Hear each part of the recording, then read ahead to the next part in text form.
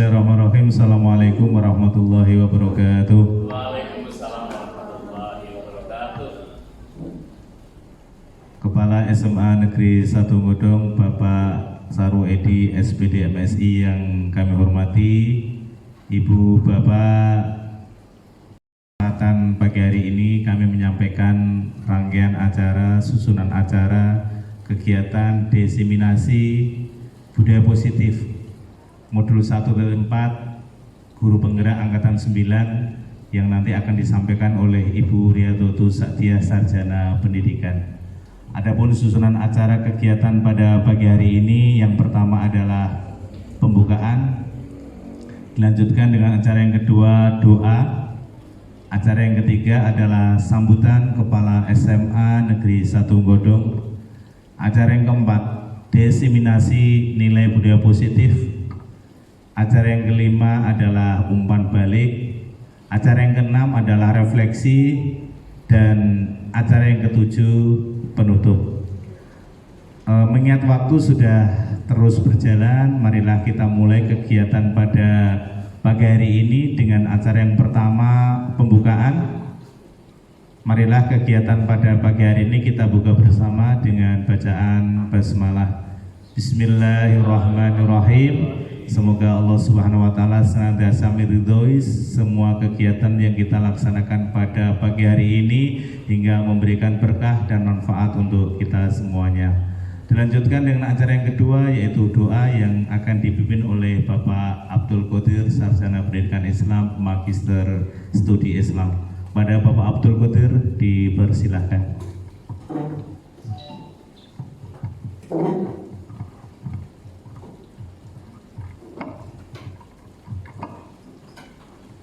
Bismillahirrahmanirrahim. Assalamualaikum warahmatullahi wabarakatuh. Yang terhormat Bapak Kepala SMA Negeri 1 Godong, Bapak Saru Edi, SPD MSI. Yang kami hormati Ibu Riyadhatu Sa'diyah, yang pada kesempatan pagi hari ini akan mendiseminasikan materi tentang budaya positif, dan Bapak Ibu yang hadir pada kesempatan pagi hari ini. Marilah kita awali giat kita pada kesempatan pagi hari ini dengan tidak lupa memohon kepada Allah Subhanahu wa Ta'ala, semoga diseminasi yang akan kita lakukan ke depan senantiasa dalam bimbingan Allah, dalam ridha Allah, dan akan senantiasa berkembang sehingga akan memberikan banyak hal, banyak informasi, banyak nilai yang bisa kita serap bersama dan dapat kita implementasikan bersama dalam kehidupan kita. Biridhillah wa syafaati Rasulillah. Al-Fatihah.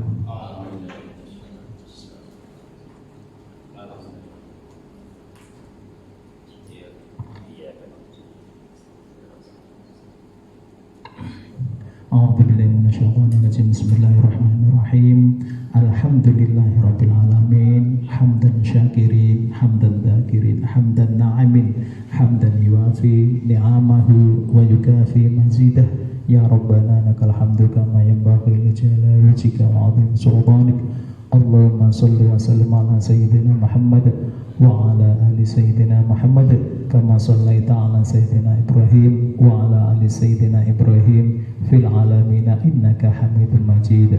Rabbi firli warhamni wajburni warfa'ni warzuqni wahdini wa'afini wa'fu anni. Rabbana atina fid dunya hasanah wa fil akhirati hasanah wa qina adzaban nar. Wa sallallahu ala sayyidina wa maulana Muhammad. Subhana rabbika rabbil izzati amma yasifun wa salamun alal mursalin walhamdulillahi rabbil alamin. Bi barakatil Fatihah. Wassalamualaikum warahmatullahi wabarakatuh. Demikian doa yang telah dipimpin oleh Bapak Abdul Qadir, Sarjana Pendidikan Islam, Magister Studi Islam. Dilanjutkan dengan acara yang ketiga, sambutan Kepala SMA Negeri 1 Godong kepada Bapak Saru Edi, SPD MSI, dipersilakan. Assalamualaikum warahmatullahi wabarakatuh. Waalaikumsalam warahmatullahi wabarakatuh. Alhamdulillahirabbil alamin wassalatu wassalamu ala asrofil anbiya'i wal mursalin wa ala alihi washabihi ajma'in, amma ba'd. Yang saya hormati materi yang akan menyampaikan diseminasi pada siang hari ini, Bu Riyadatus Sa'diyah SPD. Yang saya hormati teman-teman guru yang terlibat pada kegiatan diseminasi ini. Selalu kita bersyukur kehadiran Allah SWT atas melimpah nikmatnya. Alhamdulillah pada siang hari ini kita bisa berhimpun di ruangan ini untuk mengadakan kegiatan yakni diseminasi budaya positif sekolah. Ibu dan Bapak, kegiatan ini sangat mendukung kurikulum merdeka. Bahwa ciri kurikulum merdeka selain pembelajaran yang berdiferensiasi, juga berpusat pada murid. Berpusat pada murid. Kita semua ingin murid-murid kita, para siswa kita benar-benar bisa bersekolah dengan baik, adaptif dari berangkat sampai pulang, dari jam 7 sampai jam 15.30. Ya. Kondisi dengan durasi waktu yang panjang itu biasanya banyak menimbulkan ada kejenuhan, ada anak capek, ya, ada anak kurang nyaman. Ya. Maka perasaan-perasaan yang mengganggu proses adaptasi tersebut, ya, kita dukung dengan adanya budaya positif. Dengan budaya berarti ada pembiasaan. Ada pembiasaan. Kalau sudah terbiasa para siswa, kita semua, ya, berbudaya positif, maka setiap saat kita akan memilih kegiatan-kegiatan yang pastinya pilihan itu pada hal yang baik. Ya, misalnya manakala ada pilihan untuk anak, misalnya guru terlambat masuk kelas misalnya. Ya. Ada pilihan mungkin sambil menunggu dia ngapain misalnya. Tapi dengan adanya budaya positif misalnya menyiapkan materi pembelajaran sebelum guru masuk misalnya, maka anak sudah terkondisi dengan baik. Jadi manakala guru sudah masuk, kondisi di kelas itu sudah optimal sehingga pembelajaran bisa berjalan dengan baik. Jadi budaya positif yang kita terapkan bersama yang nanti akan disampaikan oleh Bu Ria sangat mendukung, ya, sangat mendukung peran kita, juga peran para murid, para siswa, khususnya dalam mereka fokus lurus pada tujuannya ke sekolah, fokus lurus pada pembelajaran. Anak akan menghindari pada hal-hal yang negatif karena akan memilih hal yang positif, sehingga anak senantiasa bisa lebih mempersiapkan diri untuk mengikuti pembelajaran atau mengikuti kegiatan di sekolah untuk yang baik-baik saja. Tidak akan memilih hal-hal yang tidak positif, tidak akan memilih hal yang negatif, tidak akan memilih hal yang kontraproduktif. Jadi tema kita pada desiminasi kali ini sangat bagus untuk mendukung suksesnya pelaksanaan kurikulum Merdeka khususnya di Satuan Pendidikan SMA Negeri 1 Godong. Semoga kegiatan ini dapat berjalan dengan lancar, dengan sukses, dan mendapatkan hasil yang penuh manfaat. Semangat kepada Bu Ria, mudah-mudahan kegiatan ini benar-benar mendapatkan manfaat untuk kita semuanya. Sekian, terima kasih. Assalamualaikum warahmatullahi wabarakatuh. Waalaikumsalam warahmatullahi wabarakatuh. Demikian Bapak Ibu sekalian sambutan dari Kepala SMA Negeri 1 Godong yang telah disampaikan oleh Bapak Sarwo Edi, SPD MSI. Kita lanjutkan dengan acara berikutnya yaitu desiminasi nilai budaya positif yang sepenuhnya akan disampaikan oleh Ibu Riatutu Sadiah, Sarjana Pendidikan. Padanya dipersilakan. Terima kasih kepada Bapak Sarwo Edi sebagai Kepala SMA Negeri 1 Godong telah memberikan sambutan pada acara desiminasi budaya positif yang hari ini kita agendakan. Saya ucapkan pula kepada Bapak Ibu guru SMA Negeri 1 Godong karena telah bersedia meluangkan waktunya untuk menghadiri undangan kami ya dalam rangka diseminasi budaya positif. Sebelum kita mulai ya, alangkah lebih baiknya kita gerak-gerak dulu ya supaya supaya tubuh kita lebih semangat lagi nanti ya menerima materi. Bisa ya? Oke, saya persilakan Bapak Ibu guru untuk maju ke depan ya, memposisikan diri atau di depan Pak ya.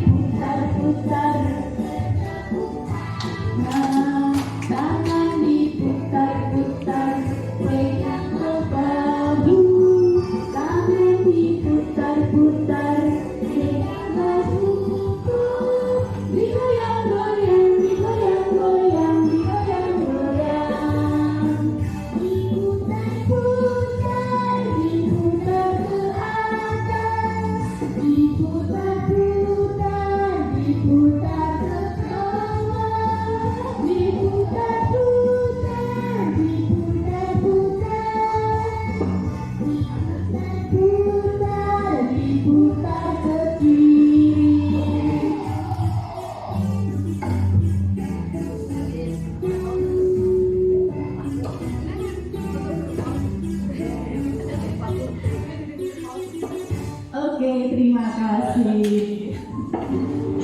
Di sini saya akan mendiseminasikan materi tentang budaya positif di sekolah. Kenapa budaya positif? Karena dengan budaya positif itu nanti ya akan menjadikan anak-anak kita itu memiliki karakter yang baik. Dan tadi sudah disampaikan oleh Pak Edi bahwa dengan karakter yang baik harapannya itu anak nanti ya akan mempunyai budaya yang positif. Dengan cara apa? Dengan cara pembiasaan dan keteladanan. Pembiasaan ini dimulai ya tidak hanya pada murid saja, tetapi guru juga memberikan keteladanan. Bagaimana mereka berperilaku yang baik, yang pastinya ini ya senada dengan adanya profil belajar Pancasila. Nilai-nilai kebajikan apa yang harus ditanamkan ke murid seperti itu ya. Nah, suasana atau budaya berkembang di sekolah kita saat ini secara tidak langsung menjadi cerminan dari tujuan atau nilai-nilai yang sekolah yakini selama ini.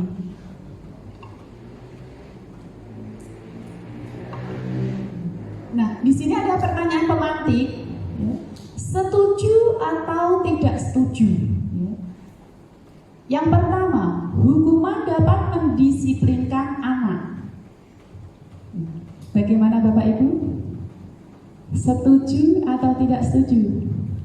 Silakan. Siapa yang mau memberikan jawabannya? Ya, silakan Bu Nano.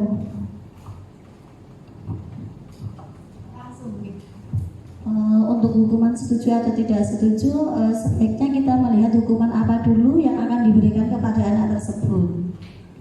Oke, saya tampung dulu jawabannya ya.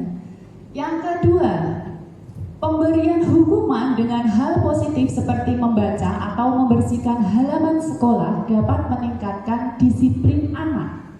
Setuju atau tidak setuju? Silakan. Ya, Bu Asa, silakan. Kalau saya setuju, karena pembiasaan positif itu diawali dari kadang anak melakukan kesalahan. Apabila kita memberikan hukuman positifnya itu, lama-lama kan dia akan memiliki efek jera. Jadinya kalau dia ini melakukan lagi, dia akan merasa sepertinya ya agak takut gitu. Itu kalau saya. Berarti dari hukuman yang diberikan itu nanti akan memberikan efek jera kepada anak, sehingga anak nanti tidak akan mengulangi perbuatannya kembali. Ya. Oke, terima kasih. Saya tampung lagi. Yang ketiga, memberi penghargaan dapat meningkatkan motivasi belajar anak. Sepertinya ini Bu Nur sudah siap-siap ini bukan mic. Oke, saya persilakan.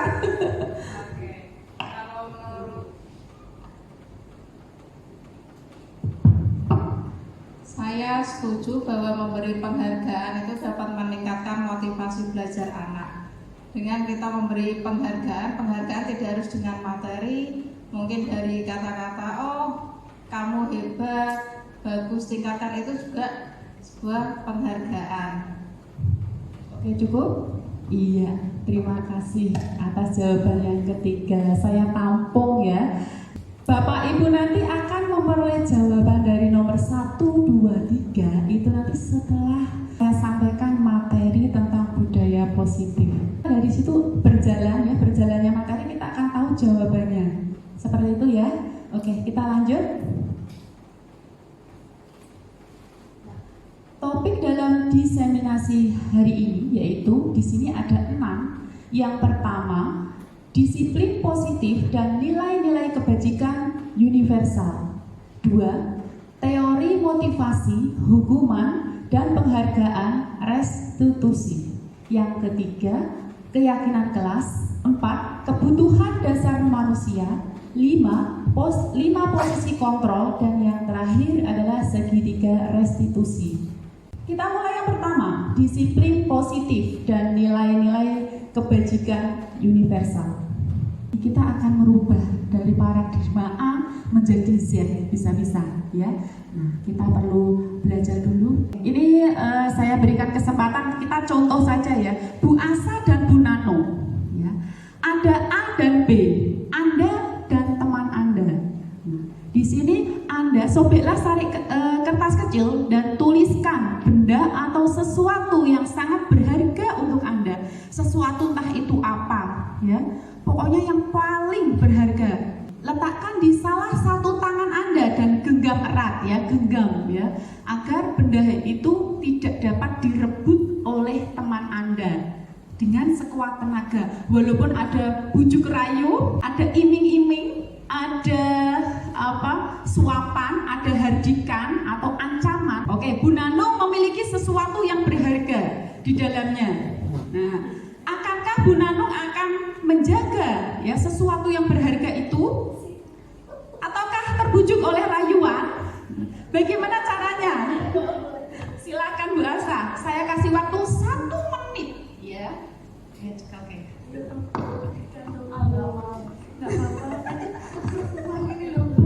Ini lo tak beliin jajan 1 menit. tak kasih ini lo kamu lo. Ancaman itu ya, ada ancaman, ada rayuan. Nah, bagaimana? Berhasil tidak Bu Asa? Tidak berhasil Kenapa tidak berhasil? karena dipertahankan terus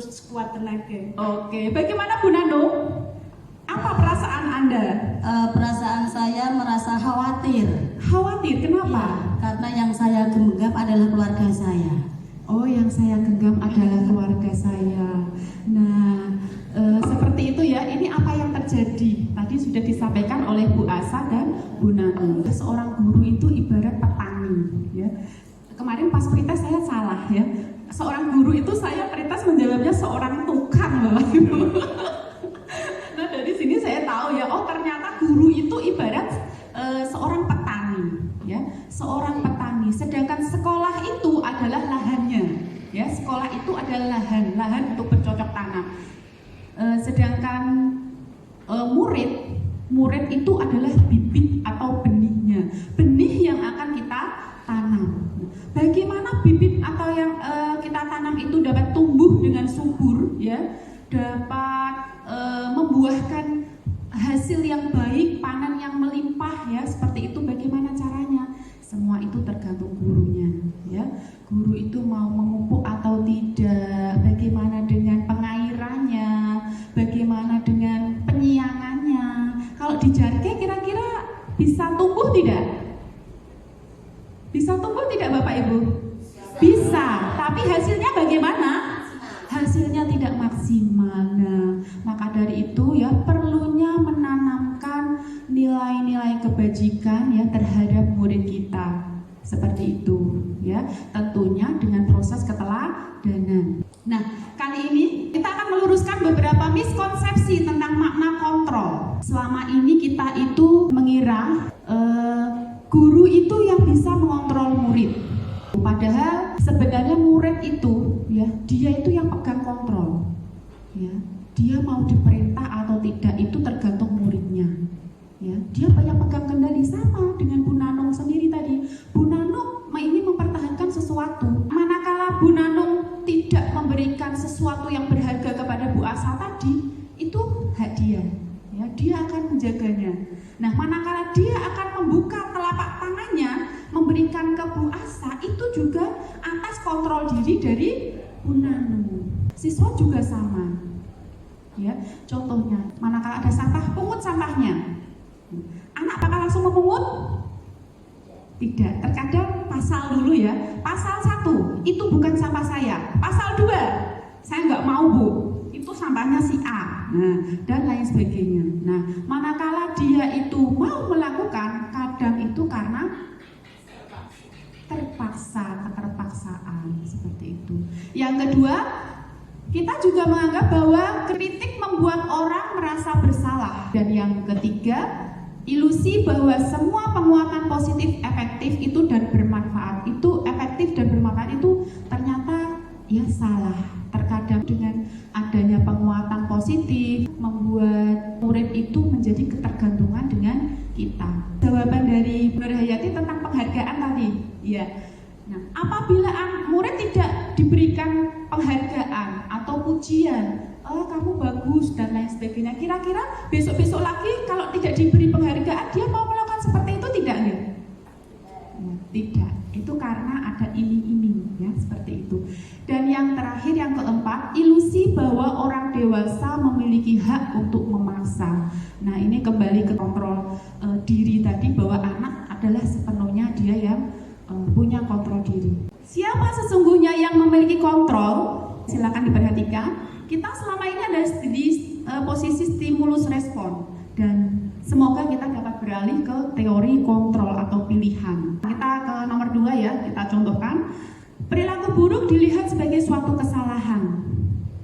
Sedangkan teori kontrolnya, semua perilaku memiliki tujuan. Adakah Bapak Ibu yang bisa memberikan contoh? Oke, silakan.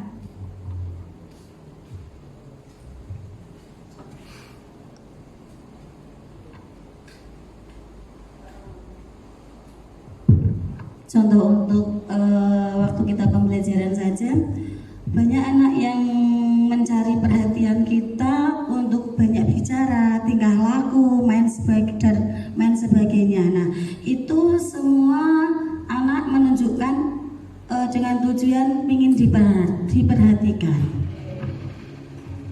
Hanya ingin diperhatikan, ya, itu salah satu contohnya. Oke, ya. Silakan Bapak Ibu. Bu Isti. Silakan. Bapak-bapak kok diam saja dari tadi, harus kasih mic ini. Monggo. Ya.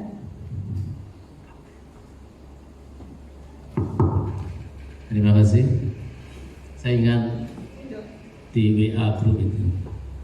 Jadi ada sebuah tayangan video pendek yang dalam video pendek itu diperlihatkan seorang siswa perempuan yang terlambat sekolah, besok lagi terlambat datang sekolah lagi, dan besoknya juga terlambat.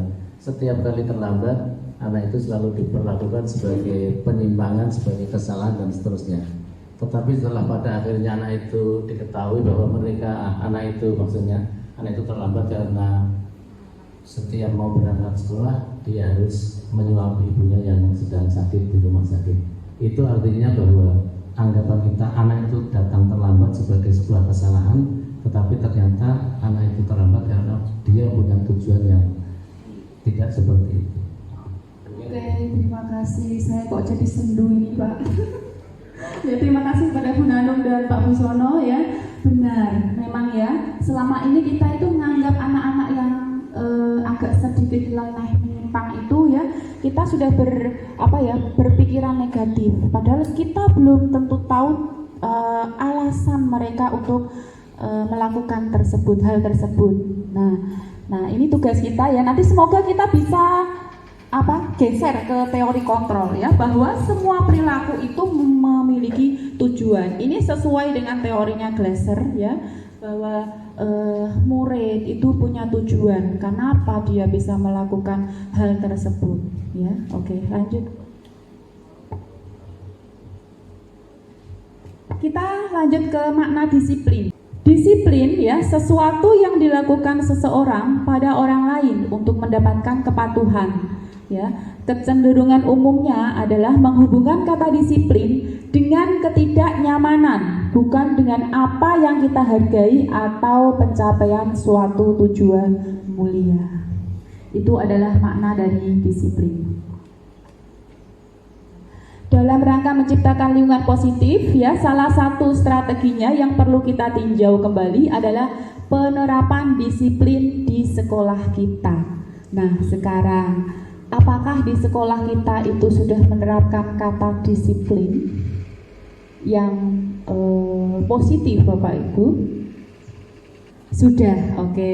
Bagus ya apabila sudah ya. Oke. Tujuan dari disiplin positif yaitu menanamkan motivasi yang ketiga pada diri murid, yaitu menjadi orang yang mereka inginkan dan menghargai diri sendiri dengan nilai-nilai yang mereka percaya. Motivasi ini tergolong motivasi intrinsik yang berdampak jangka panjang. Motivasi intrinsik itu motivasi yang ada dalam diri mereka. Nah, tugas kita adalah menanamkan motivasi intrinsik itu kepada anak ya. Apa yang ditanamkan? Yaitu nilai-nilai kebajikan. Nilai-nilai kebajikan universal, di antaranya ya, setiap perilaku perbuatan memiliki suatu tujuan. Tadi ya, menurut teori Glasser ya. Oke, pada teori kontrol. Nah, di sini nilai kebajikan yang ingin dicapai oleh setiap anak Indonesia kita kenal dengan nama profil pelajar Pancasila. Masih hafal lagunya, Bapak Ibu? Masih. Ayo kita nyanyikan sekali. Yo. 1, 2, 3. Pelajar Pancasila beriman dan bertakwa pada Tuhan yang esa dan berakhlak mulia, berkebinekaan global, gotong royong mandiri, kreatif dan bernalar kritis. Oke, terima kasih.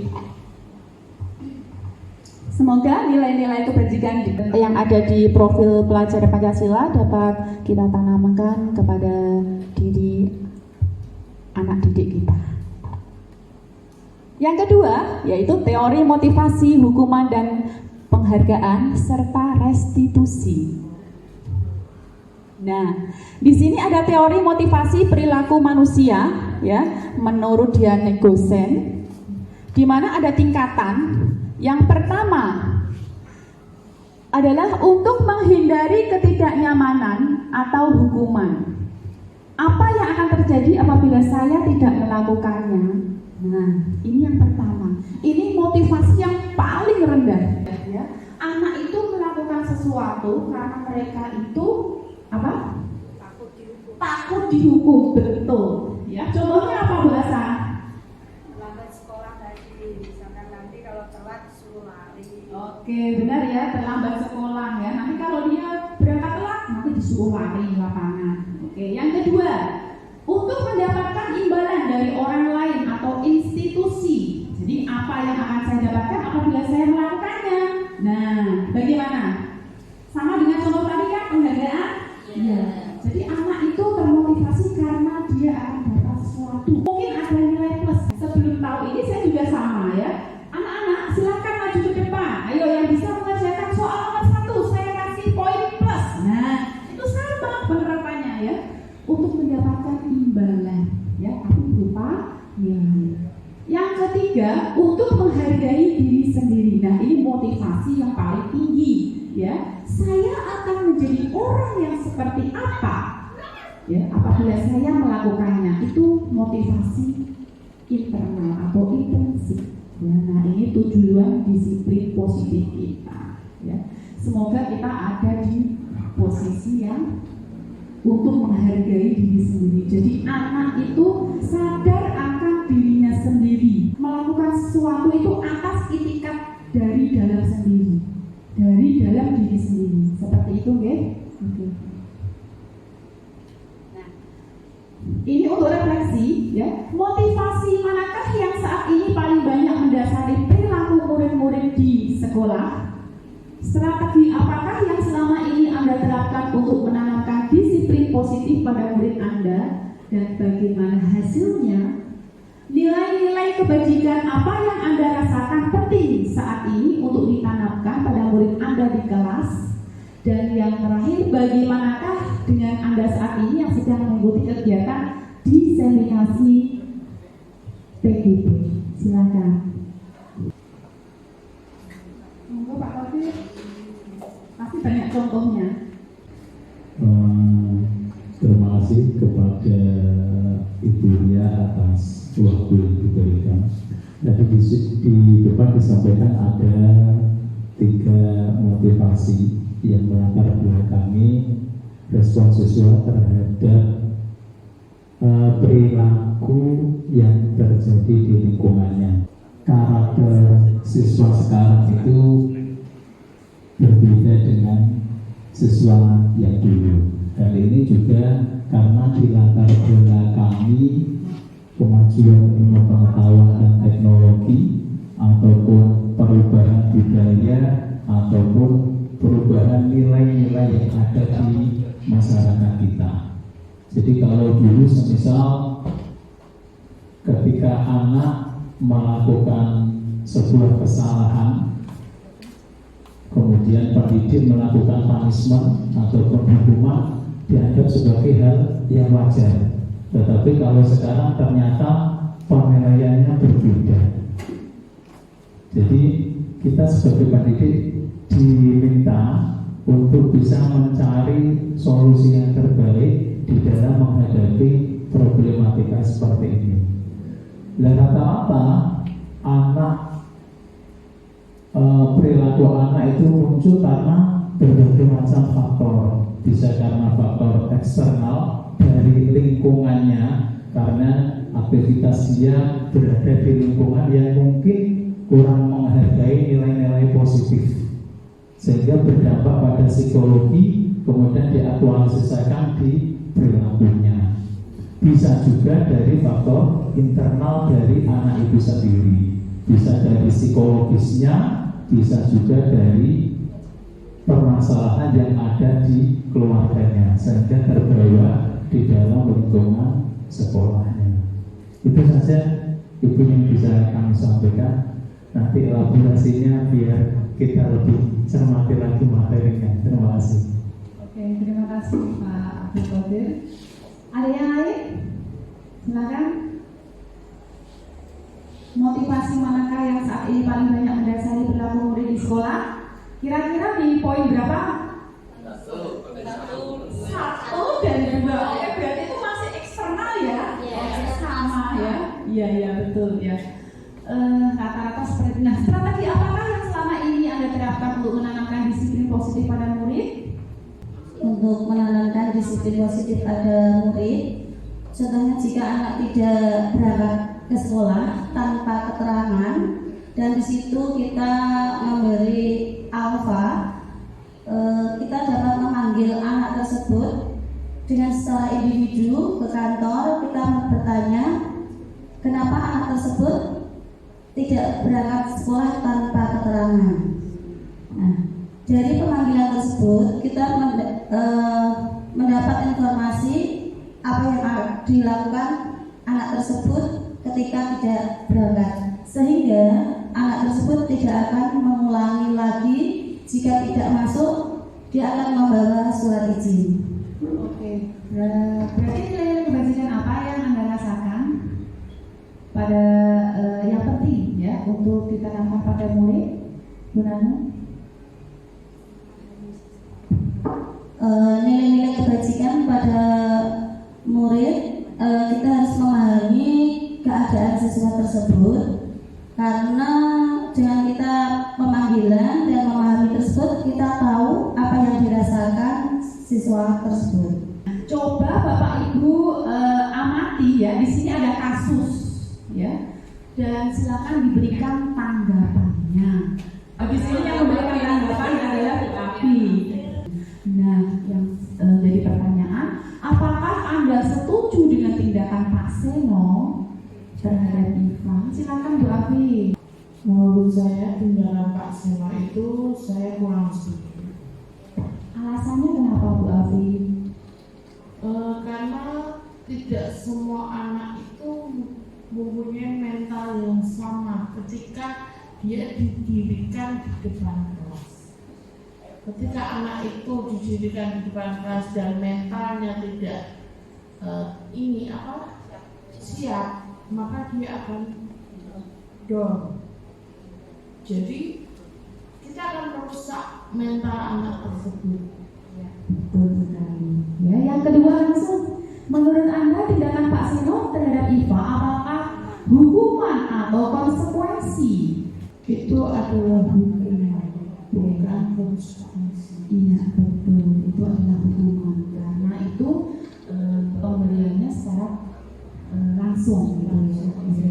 Terima kasih. Dalam menjalankan peraturan atau keyakinan kelas sekolah, bila mana ada pelanggaran, tentunya sesuatu harus terjadi. Untuk itu kita perlu meninjau ulang tindakan penegakan keyakinan kelas. Ya, tindakan terhadap suatu pelanggaran umumnya berbentuk hukuman atau konsekuensi. Selanjutnya di sini akan diperkenalkan program disiplin positif yang dinamakan restitusi. Nah, ini perbedaannya. Silakan bisa Bapak Ibu lihat, ya, hukuman dan konsekuensi. Apabila hukuman itu bersifat tidak terencana atau tiba-tiba, ya, bersifat satu arah. Satu arah dari siapa? Pastinya dari orang yang menginstruksi atau memberikan atau orang dewasa. Pastinya kalau di sini dalam konteks sekolah berarti siapa? Ya, dari guru atau tenaga pendidik ya, seperti itu kepada siswa atau murid. Nah, sedangkan konsekuensi itu sudah terencana atau sudah disepakati seperti itu. Umumnya bentuk-bentuk konsekuensi dibuat oleh guru dan murid ya, sudah tahu sebelumnya konsekuensinya apa. Apabila kamu terlambat sekolah, nanti konsekuensinya apa? Silakan tentukan apakah itu hukuman atau konsekuensi. Mencatat 100 kali di dalam buku kalimat, saya tidak akan terlambat lagi. Terlambat ke sekolah, hukuman atau konsekuensi?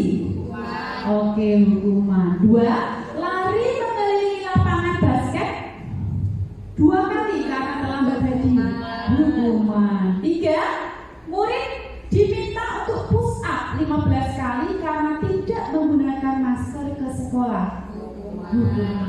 Yang Yang keempat, menggantikan kertas tugas teman yang telah dicoret-coret. Iya, betul, konsekuensi. 5, membersihkan tumpahan air di meja tulis karena tersenggol pada saat belajar. Konsekuensi, betul. Yang keenam, murid disuruh untuk mengenakan sepatu seharian di sekolah karena tidak mengenakan sepatu hitam. Betul. Yang ketujuh, lari mengelilingi lapangan basket 2 kali karena terlambat 10 menit untuk pelajaran PJOK.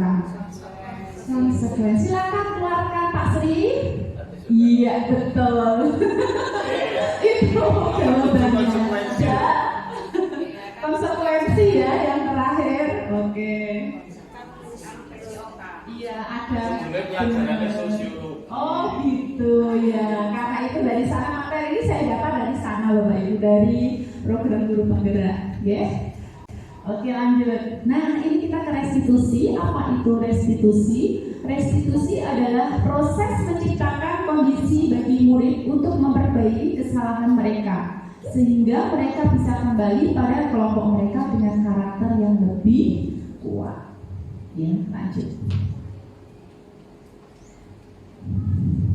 Ciri-cirinya ya, 1, bukan untuk menebus kesalahan namun belajar dari kesalahan, memperbaiki hubungan, ada tawaran bukan paksaan ya. Restitusi menuntut untuk melihat ke dalam diri, mencari kebutuhan dasar yang mendasari tindakan tersebut ya, cara yang paling baik, fokus pada karakter bukan tindakan dan fokus pada solusi ya. Terus yang terakhir, mengembalikan murid yang berbuat salah pada kelompoknya. Nah, ini ada tabel di mana ini bagaimana mengkategorikan itu termasuk identitas gagal atau identitas sukses ya. Jadi hukuman itu termasuk identitas gagal. Terus identitas sukses di situ ya, itu nanti lebih ke disiplin, ada yang konsekuensi dan restitusi. Kita ke keyakinan kelas ya. Nah, mengapa tidak peraturan saja? Mengapa harus keyakinan kelas? Nah, di sini ada pertanyaan ya. Mengapa kita memiliki peraturan harus menggunakan helm bila mengendarai kendaraan roda 2? Alasannya apa, Bapak Ibu? Biar selamat. Apalagi? Keamanan. Aman dari apa, Pak Tri? Apa? Oh, terhindar dari ultraviolet atau paparan sinar matahari atau biar tidak kena debu. Itu alasannya. Yang kedua, mengapa kita memiliki peraturan 3M, menggunakan masker, mencuci tangan dan menjaga jarak 1,5 meter? Agar sehat. Apalagi? Tidak tertular virus. Selamat. Bisa ya. Yang ketiga, mengapa kita memiliki peraturan harus datang tepat waktu pada saat mengikuti pelatihan? Iya, disiplin. Menghargai yang mengundang. Apalagi? Dapat duduk di belakang. Oh. boleh ya. Dapat duduk di belakang. Ya, posisi menentukan deh. Bukan prestasi. Oh iya, posisi menentukan prestasi. Nah, untuk mendukung motivasi intrinsik, tadi kan motivasi itu tumbuh dalam diri Bapak Ibu tadi ya, karena menjawab pertanyaan tersebut ya. Kembali ke nilai-nilai atau keyakinan yang lebih menggerakkan seseorang dibandingkan mengikuti serangkaian peraturan. Pembentukan keyakinan kelas atau sekolah. Ya, di sini pastinya sudah dipraktekkan oleh Bapak Ibu wali kelas ya, atau pembimbing akademik sudah. Oke, bagi yang belum nanti silakan ya untuk membuat atau membentuk keyakinan kelas ya dengan perwalian masing-masing. Atau keyakinan kelas itu tidak hanya pada Bapak Ibu pembimbing akademik, Bapak Ibu guru mapel pun juga bisa membentuk keyakinan kelas. Sama, saya juga menerapkan seperti itu. Selain saya sebagai pembimbing akademik, saya juga membuat kesepakatan kelas dengan kelas yang saya ampu. Ya, seperti itu. Dan pastinya antara kelas yang satu dengan kelas yang lain memiliki keyakinan yang berbeda. Ini contoh keyakinan kelasnya ya, selalu bersikap positif dan lain-lain ya. Nah, ini dari peraturan kelas menjadi keyakinan kelas dan maka akan terbentuk lingkungan yang positif ya. Dan akhirnya dilakukan secara terus-menerus membudaya dan budaya positif. Ini adalah contoh, bisa diklik Pak Sri. Contoh saya saat menerapkan membuat keyakinan kelas. Hari ini kita akan membuat keyakinan kelas ya. Di mana keyakinan kelas ini nanti akan menjadi pedoman kita dalam berperilaku ya, sesuai dengan apa yang diyakini dalam kelas ini. Tujuan bagian pertama adalah untuk menggali peraturan-peraturan yang perlu disepakati di dalam kelas. Di mana sticky note ini ya, yang warna kuning ya, ini nanti adalah peraturannya apa saja. Saya bagikan isi peraturannya. Silakan rekan-rekan.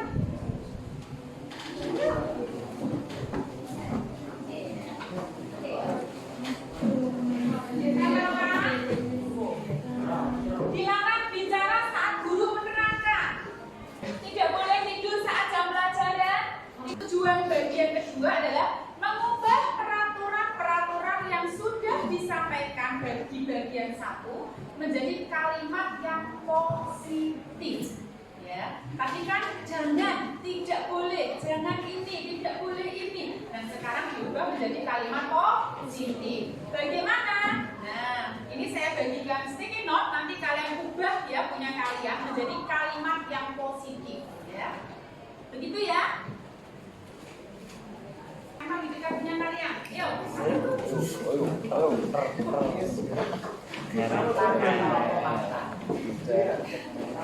Mendengarkan guru saat guru menerangkan, harus datang tepat waktu. Tujuan bagian yang ketiga adalah untuk menyarikan peraturan kelas yang sudah dibahas pada bagian sebelumnya menjadi nilai kebajikan atau keyakinan serta menyepakatinya. Kita klasifikasikan mana yang sama ya, sesuai atau ini kan tadi ada beberapa yang berbeda ya. Contohnya ya saya pindahkan ya, simpanlah topi. Nah di sini ya, simpanlah topi. Terus datang tepat waktu. Ini dan berdasarkan ini nilai-nilai apa yang ada ya, buang sampah pada tempatnya itu nilai apa? Kebersihan.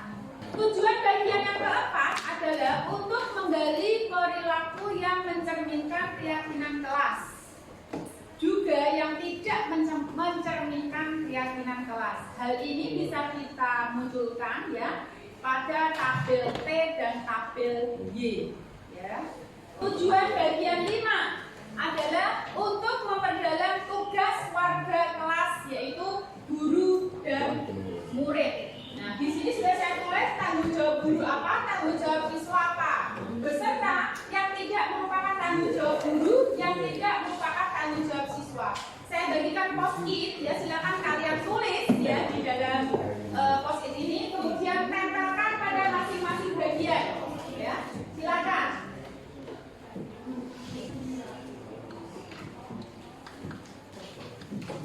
Silakan ditempel di bagian kolom masing-masing.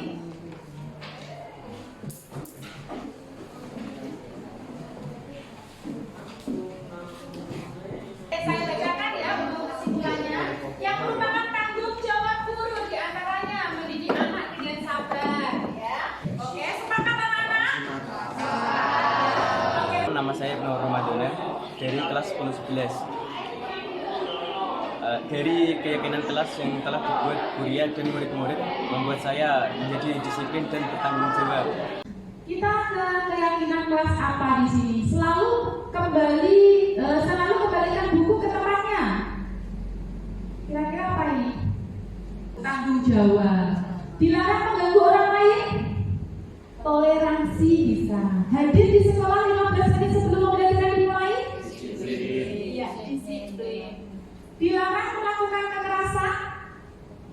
menghormati orang lain, dilarang menggunakan narkoba, kesehatan, bergantian atau menunggu giliran, tertib, benar, gunakan masker, kesehatan, jangan berlari di kelas atau koridor, keamanan. Silakan dibuka Pak Sri, keren. Oke, itu jawabannya ya. Nah, ini kebutuhan dasar manusia. Di mana ya kebutuhan dasar manusia ini ada bermacam-macam ya, ada 5 ya, kita bisa tampilkan. Yang pertama adalah bertahan hidup ya. Bertahan hidup. Yang kedua itu adalah penguasaan. Yang ketiga kebebasan. Kenapa di situ digambarkan kok kupu-kupu? Bebas ya, benar. Yang ke apa burung? Dia bisa karena punya sayap, Bapak Ibu ya. Yang keempat adalah kesenangan. Yang kelima adalah kasih sayang dan rasa diterima. Itu adalah kebutuhan dasar manusia. Tadi sama ya yang kita diskusikan di awal tadi, bahwa murid itu punya alasan ya mengapa mereka melakukan hal tersebut ya, seperti itu. Lanjut. Yang pertama, kebutuhan bertahan hidup ya. Kebutuhan bertahan hidup adalah kebutuhan yang bersifat fisiologis untuk bertahan hidup, misalnya kesehatan, rumah, makanan, itu ya kebutuhan yang urgent ya, seperti itu. Yang kedua adalah kebutuhan kasih sayang dan rasa diterima ya, kebutuhan untuk diterima. Kebutuhan untuk disayangi dan diterima meliputi kebutuhan akan hubungan dan koneksi sosial, kebutuhan untuk memberi dan menerima kasih sayang, dan kebutuhan untuk merasa menjadi bagian dari suatu kelompok. Itu kebutuhan rasa diterima tadi ya, keinginan untuk tetap terhubung atau terkoneksi dengan orang lain ya. Yang ketiga adalah kebutuhan penguasaan ya. Di sini kebutuhan ini berhubungan dengan kekuatan untuk mencapai sesuatu, menjadi kompeten, terampil, diakui atas prestasi dan keterampilan, dan didengarkan ya, dan memiliki rasa harga diri. Pernahkah ini ada di jiwa murid-murid Bapak Ibu? Pernahkah Bapak Ibu mendengar keluhan-keluhan mereka? Pernah. Contohnya, silakan.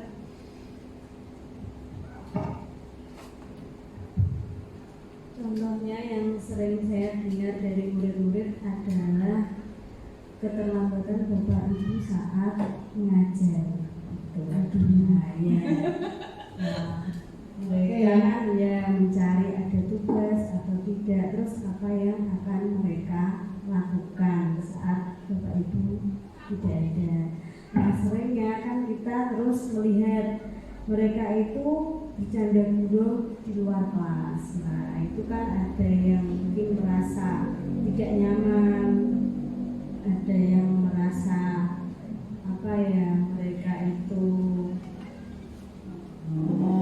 ada yang prestasinya lebih, jadi ingin mengajari teman-temannya atau menjadi tutor sebaya. Itu yang masih terjadi. Oke, terima kasih Bu Hasan. Jadi tadi itu adanya rasa yang lebih ya, ada penguasaan tadi ya, karena mungkin dia mau menjadi tutor sebaya, dia memiliki bakat yang lebih atau pengetahuan, mungkin keterampilan yang lebih seperti itu, sehingga itu menjadi unsur menjadi kebutuhan akan penguasaan dirinya. Itu ya. Oke. Yang keempat, kebebasan, kebutuhan akan kebebasan ya. Tadi digambarkan itu kupu-kupu ya. Kebutuhan akan kemandirian, otonomi, memiliki pilihan dan mampu mengendalikan arah hidup seseorang ya. Suka mencoba-coba, tidak terlalu terpengaruh orang lain, dan senang mencoba hal baru. Nah, apalagi kita kan murid-murid itu ya, anak-anak SMA itu kan anak-anak yang usia remaja, usia yang mencari jati dirinya ya, tentang kepribadiannya. Mereka itu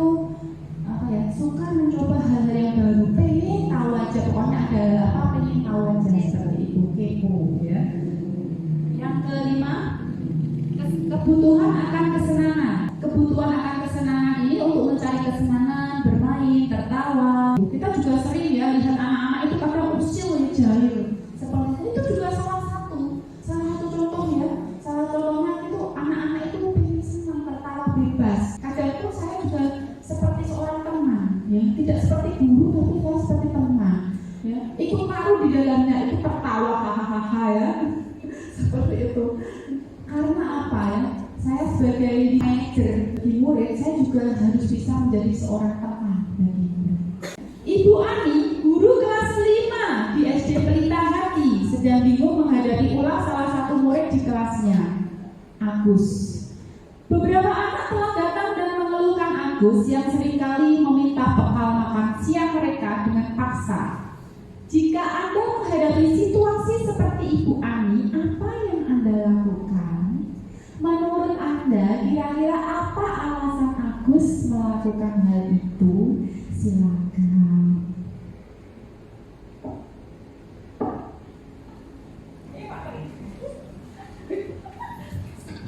Terima kasih waktu yang diberikan. Dari kasus tersebut, saya mengatakan bahwa dari Agus itu berarti kita bisa memanggil Agus, kenapa harus mengganggu dari teman-temannya yaitu minta bekal siang. Barangkali ada hal-hal yang mungkin perlu diperhatikan. Mungkin dia cari perhatian, mungkin dia apakah tidak membawa makanan siang sehingga mungkin dia perlunya mengganggu teman-temannya. Itu menurut kami. Terima kasih. Oke, terima kasih. Ada yang lain mungkin yang berbeda, jawaban berbeda? Sama? Iya. Tadi sebenarnya itu sudah masuk ke dalam proses restitusi, ya, memanggil Agus, tidak memarahi Agus di tempat di kelas tersebut, dipanggil, ayo ikut saya sebentar, ayo ikut saya ke ruang guru atau diajak ke kantin atau dan lain sebagainya. Nah, upama Bu Ani itu, ya wes yo tak kok kemangan. Kira-kira itu upaya yang bagus tidak itu seperti itu? Solusi nggak? Solutif tidak? Tidak. Ya, jadi dari jawaban Pak Tri sudah menunjukkan mengarah ke arah restitusi. Itu ya Pak Tri. Oke, lanjut. Nah, coba dalam konteks penerapan disiplin ini jawabannya. Apabila jawaban Agus itu karena ia lapar dan orang tuanya tidak membawakan bekal siang, maka kebutuhannya apa yang harus dipenuhi? Kebutuhannya apa? Bertahan hidup. Nah, apabila jawaban Agus karena ia senang temannya memperhatikan dia, maka yang dibutuhkan Agus itu kebutuhan apa? Cinta dan kasih sayang. Oke, cinta dan kasih sayang. Yang ketiga, apabila jawaban Agus adalah dia merasa hebat, ya, karena temannya jadi takut dan dia suka menakut-nakuti, maka kebutuhan penguasaan. Yang keempat, apabila jawaban Agus karena dia merasa bosan dengan bekal yang dibawakan oleh ibunya, berarti dia butuh kebebasan. Dan yang terakhir, iseng. Dia suka membuat orang jahil, ya, suka melihat wajah temannya itu kesel, ya. Berarti dia apa kebutuhan apa itu? Kesenangan. Oke, bagus. Nah, di sini ada kasus lagi ya. Tahun ini Dimas genap berusia 17 tahun. Ia senang sekali ketika ayahnya mulai mengajarkan cara menyetir mobil. Setiap akhir pekan ia berlatih menyetir. Ia terlihat senang sekali berlatih sampai akhirnya ia bisa menyetir mobil yang baik dan lancar. Ketika ibunya bertanya pada Dimas, apa yang membuat dia ingin bisa menyetir mobil? Ketika jawaban Dimas adalah seperti ini, nah kira-kira kebutuhan apa yang harus dipenuhi? Aku merasa bangga dan keren. Ayo, kebutuhan apa? Penguasaan. Biar bisa jalan-jalan naik mobil sama teman-temanku. Kebebasan bisa? Oke. Aku senang bisa pergi ke tempat-tempat yang aku sukai.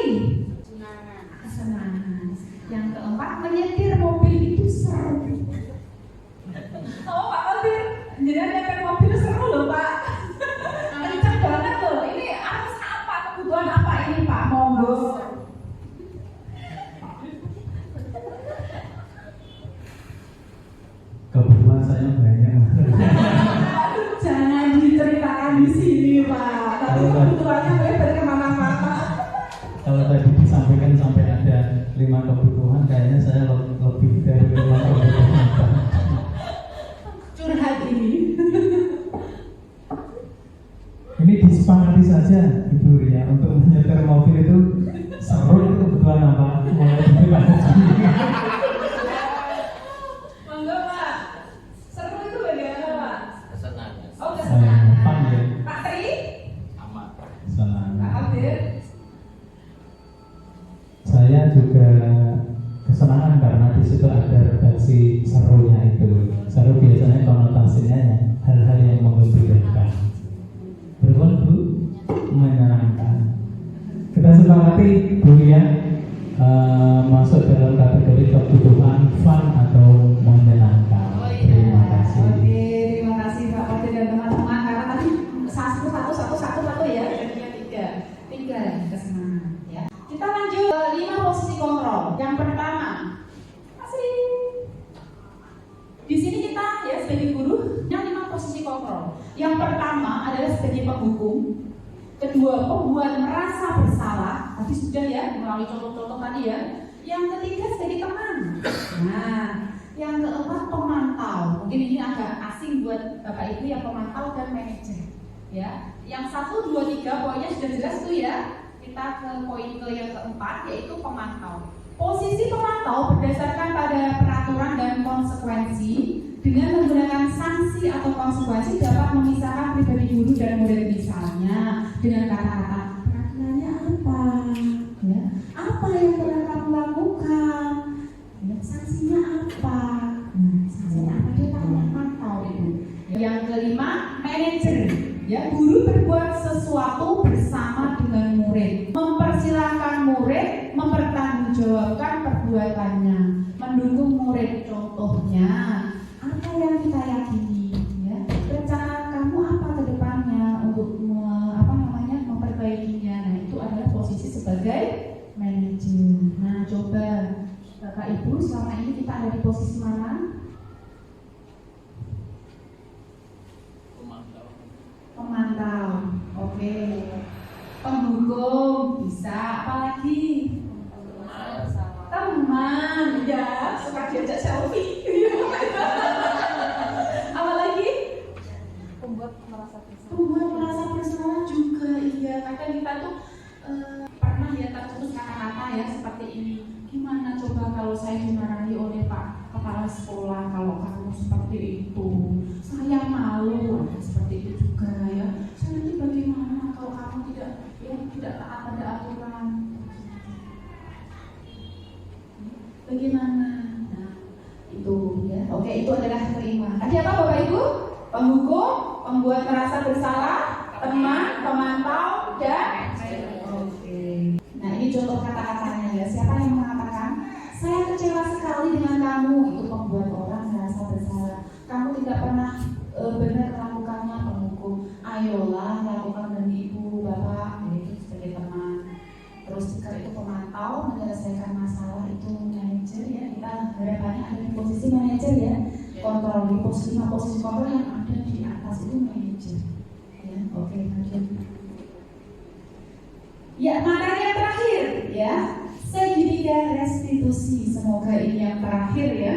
Kita lihat lagi Pak. Nah, ini segitiga restitusi ya.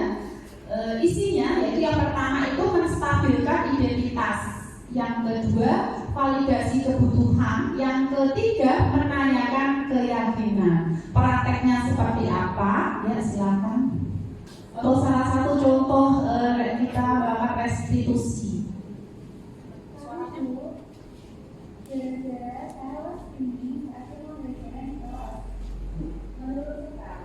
Live streaming saat jam pembelajaran di kelas itu apa tidak? Tidak.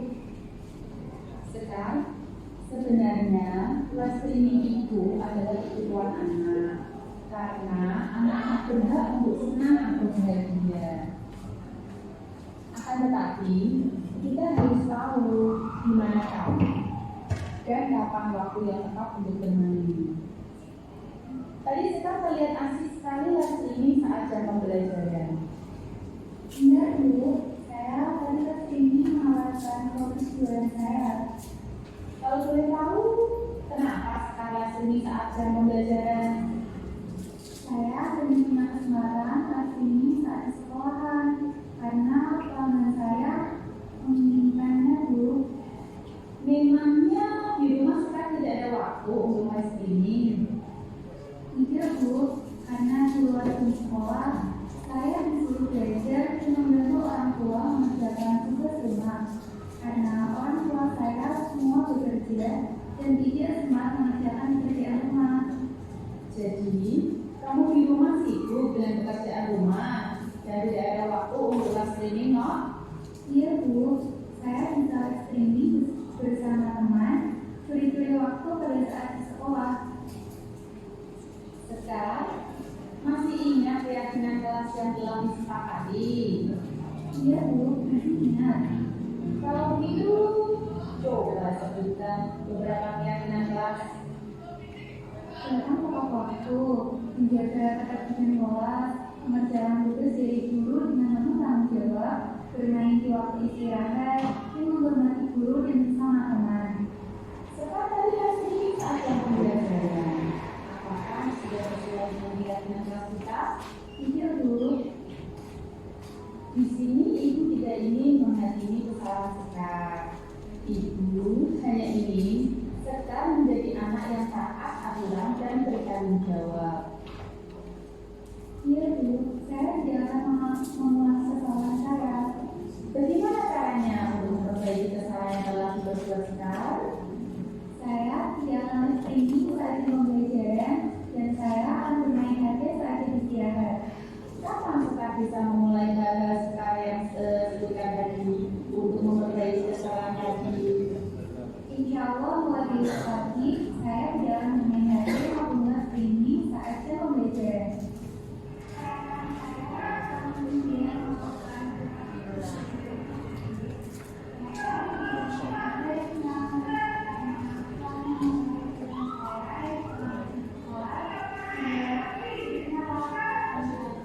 Yang terakhir, saya sertakan tanggapan dari murid atas kasus restitusi tersebut ya. Dengan restitusi maka saya tidak menjadi guru yang suka marah-marah ya seperti itu dan tidak menghakimi anak. Oke. Saya berikan kesempatan bagi Bapak Ibu yang ingin bertanya.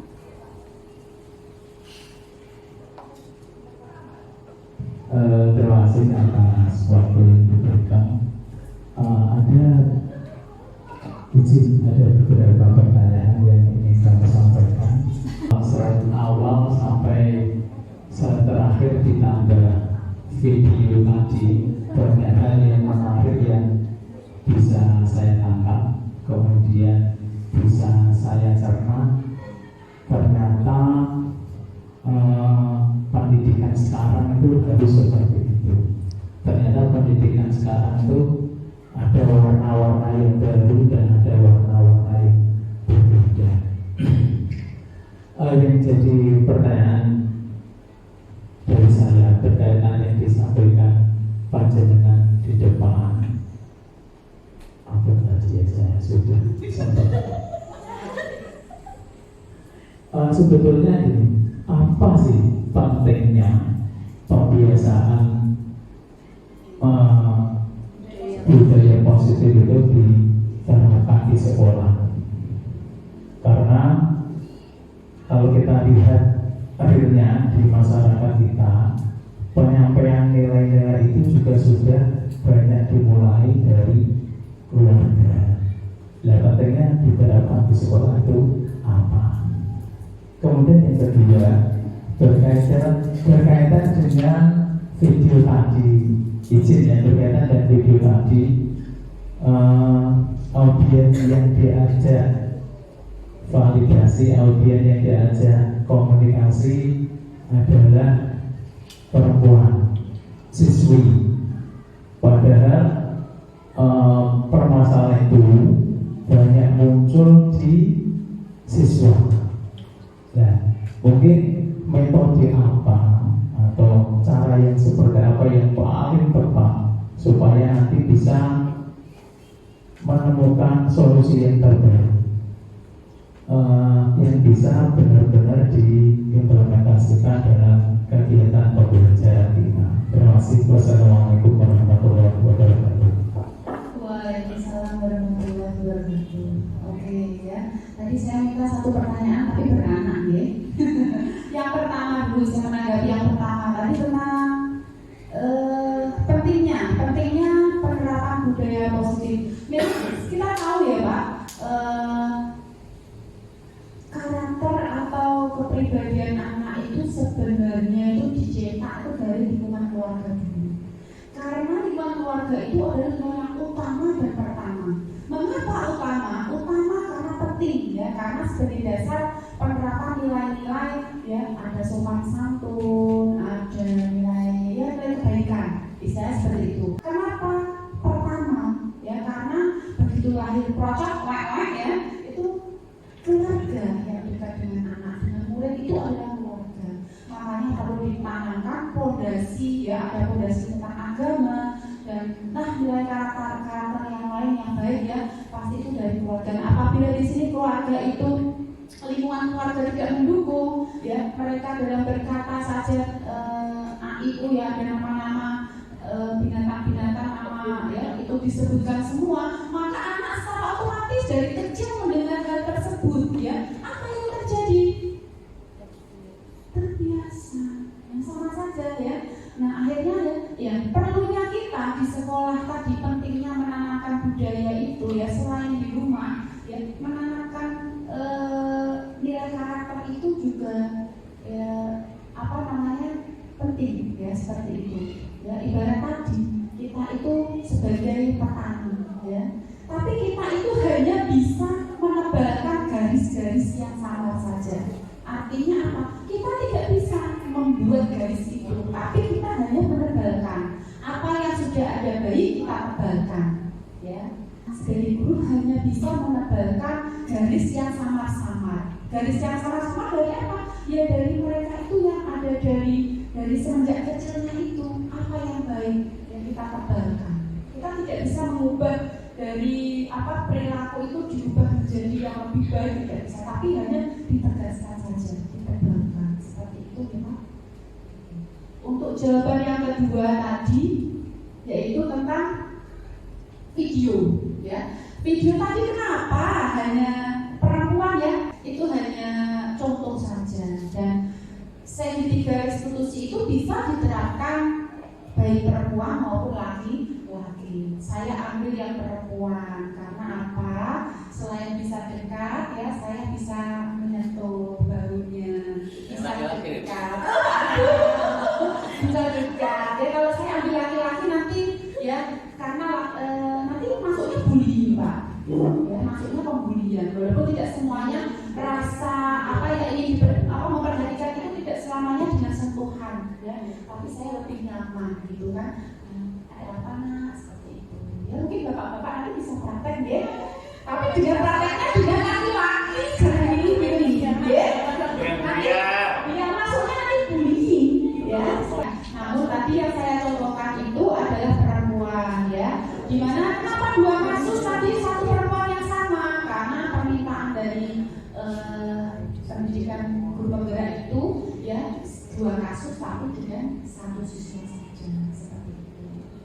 Oke. Dan itu segitiga restitusi perlu digarisbawahi bisa diterapkan laki-laki dan perempuan. Begitu ya? Oke, bukan. Oke, yang terakhir refleksi. Mohon Bapak Ibu ya, saya perwakilan untuk satu orang untuk mewakili refleksi hal baru apa yang mengubah paradigma saya dan apa yang saya dapatkan. Yang kedua, perasaan apa yang muncul selama mengikuti diseminasi tersebut. Silakan Bapak Ibu. Yang paling mudah Tadi Pak Gusono menulis Gusti. Silakan Gusti yang nanti depan. Iya, Bapak Gusono menunjuk yang paling muda. Sini. Oh, yang paling muda. Ya, hal baru apa yang mengubah paradigma saya dan yang saya dapatkan dari kegiatan diskusi diseminasi tentang budaya positif ini, tentu banyak hal yang bisa saya dapat. Ini juga saya mendapat sedikit tamparan tadi ya, bagaimana dalam kegiatan pembelajaran sehari-hari mungkin saya sering melakukan menghukum, membuat anak merasa bersalah, itu juga sering. Apalagi saya tipe orang yang tidak galak malah. Ya, saya lebih ke masuk guru-guru kamu nanti gak maju kelas kita nanti kayak gitu ya.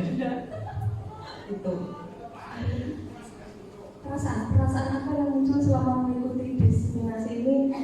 Saya merasa senang, saya merasa lebih termotivasi lagi untuk menerapkan nilai-nilai kebajikan dalam pembelajaran kelas. Terima kasih untuk diseminasinya, Buria, sangat memberi pembelajaran yang pertama. Terima kasih, berikan tepuk tangan untuk Bu Iski. Iya. Oke, saya ucapkan terima kasih kepada Bapak Ibu guru tamu undangan.